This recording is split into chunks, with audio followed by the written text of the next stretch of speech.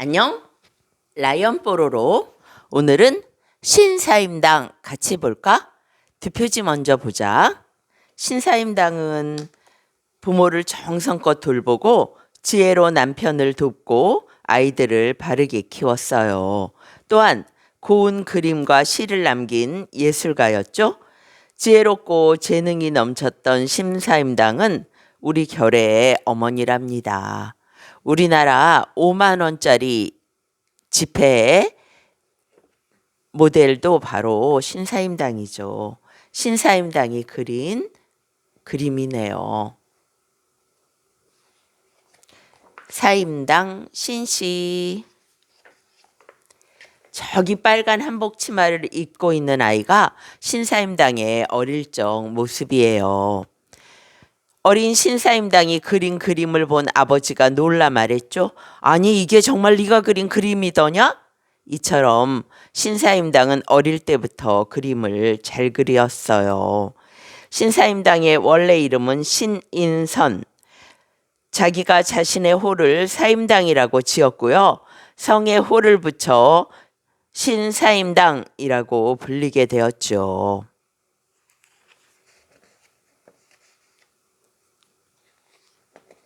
신사임당은 강릉의 조용하고 아담한 오죽헌에서 태어났어요. 오죽은 까만 대나무, 까마귀 오자를 써서 오죽이라고 하죠.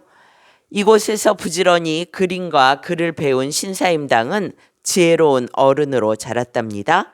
오죽헌은 뒤뜰에 검은 대나무가 많이 자라서 붙여진 이름이에요. 시간이 흘러 신사임당도 어른이 되었어요. 어느 날 아버지는 어머니와 신사임당을 불러 물었죠. 내가 도성에서 착한 청년을 만났소. 우리 신사임당과 짝을 지어주고 싶은데 당신 생각은 어떻소? 사람 된만 훌륭하다면 괜찮지요. 신사임당, 네 생각은 어떠하냐? 저도 어머님과 같은 생각이옵니다. 얼마 뒤 신사임당은 결혼했어요. 이제는 부모 곁을 떠나 멀리 시집으로 가야 했죠. 아버님 건강은 괜찮으실까? 신사임당은 몸이 아픈 아버지를 두고 떠나는 것이 마음에 걸렸답니다. 행복하게 잘 살아야 하네. 아버지는 슬픔에 잠겨 말을 잇지 못하셨어요. 그 모습을 보고 신사임당의 남편이 잠시 생각하더니 말했지요. 아버님, 지금은 저 혼자 가겠습니다. 아버님의 건강이 좋아지시면 그때 함께 가겠습니다. 남편의 따스한 마음 덕분에 신사임당은 계속 친정에 남을 수 있었어요.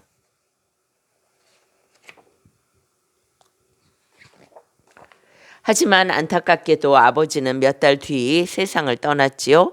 어머니가 신사임당을 조용히 불렀어요. 얘야, 이제 시댁에 가서 살아라.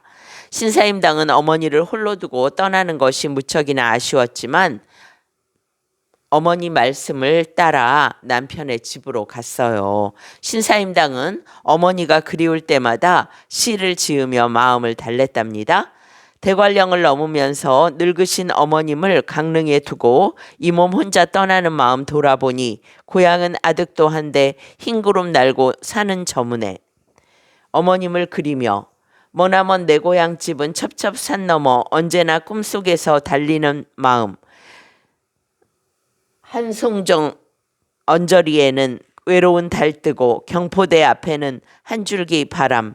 갈매기 모래톱에 모였다 흩어지고 고기 빼는 파도 위로 오고 가리니 언제나 강릉길을 다시 찾아가 때때옷 입고 슬라에서 바느질 하랴. 신사임당은 어머니를 그리워했지요. 어머니는 신사임당에게 늘 말씀하셨어요. 글 공부를 게을리하면 안 된다. 글을 모르면 세상을 모른단다. 신사임당은 누구보다 어머니를 따르고 그리워했지요. 하루는 남편 친구들이 부탁했지요. 여보게, 자네 부인이 그림을 잘 그린다던데 한번 보여주게나. 남편은 기꺼이 신사임당이 노쟁반 위에 그린 그림을 보여주었어요. 정말 소문대로 훌륭한 그림일세. 사람들은 노쟁반 위에 그린 그림을 쳐다보고 또 쳐다보았답니다. 신사임당의 남편은 좋은 사람이었지만 한 가지 부족한 점이 있었어요. 바로 공부를 게을리하는 것이었지요.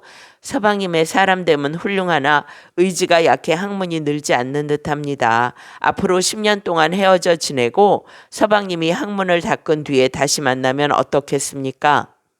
신사임당이 딱 부러지게 말하자 남편은 정신이 번쩍 들었어요. 그래서 마음을 굳게 먹고 집을 떠나 열심히 공부했어요. 신사임당은 남편뿐 아니라 7자식도 바르게 이끌었지요. 7자식 정말 많네요. 늘 책을 가까이 하며 아이들이 보고 배우게 했지요. 늘 열심히 공부하여라. 아이들은 지혜로운 신사임당을 보며 학문과 예술을 갈고 닦았어요. 특히 셋째 아들 이이, 율곡이죠. 훗날 결의의 스승으로 불릴 만큼 훌륭한 학자로 자랐어요. 신사임당은 아이들에게 훌륭한 스승이자 따뜻한 어머니였답니다. 이이는 훌륭한 학자이며 정치가예요. 호는 율곡이죠. 어느 날 신사임당은 잔치집에서 부인들과 음식을 먹고 있었어요. 그런데 하인이 음식을 나르다가 넘어졌어요. 그 바람에 음식이 어느 부인의 치마에 쏟아졌지요. 어이구, 이를 어찌하나, 빌려 입은 비단 치마가 얼룩졌으니. 신사임당은 울먹이는 부인을 보고 하인에게 말했지요. 어서 가서 붓과먹을 가져오너라. 신사임당이 얼룩진 치마에 그림을 그리기 시작하자 사람들은 깜짝 놀라서 소리쳤지요. 세상에, 치마의 얼룩이 탐스러운 포도송이와 싱싱한 잎사귀에 가려 보이지 않네. 정말 멋진 포도 그림이야. 신사임당은 부인에게 치마를 주며 말했어요. 이 치마를 시장에 내다 파세요. 부인은 포도가 그려진 치마를 팔았어요. 새 비단 치마를 몇 벌이나 살 만큼 많은 돈이 생겼답니다. 첫째 딸이 그림을 그리고 있는 신사임당에게 물었어요. 어머니, 이 그림은 색깔이 참 곱고 아름다워요. 서로 다른 색깔이 어쩜 이렇게 잘 어울릴까요? 무엇이든지 잘 살펴보고 꼼꼼하게 그려보아라. 자연의 빛깔은 아름답단다. 오늘날에도 신사임당의 풀벌레 그림을 보면 소박하고 따뜻한 아름다움이 느껴진답니다. 신사임당의 그림들 한번 볼까요?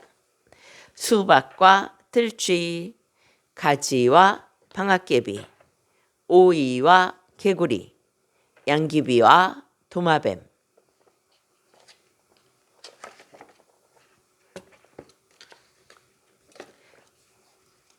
어승이와 개구리, 맨드라미와 새똥벌레, 산차조기와 사마귀, 원추리와 개구리.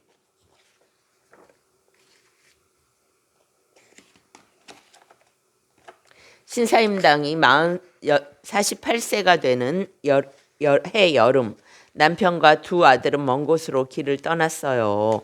넓은 세상을 두루두루 살펴보라며 신사임당이 보낸 거였죠. 그런데 집으로 돌아오는 길에 하늘이 무너지는 듯한 소식을 들었어요. 신사임당이 갑자기 세상을 떠났다는 거예요. 남편은 아내의 소식을 듣고 털썩 주저앉았죠. 어머니의 죽음을 지켜보지 못한 두 아들도 목 놓아 울었어요. 어머니, 어찌 저희를 두고 먼저 가십니까?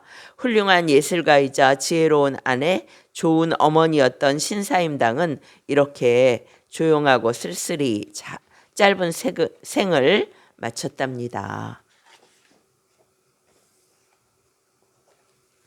오늘은 신사임당 같이 봤어요. 여기까지예요. 바이바이.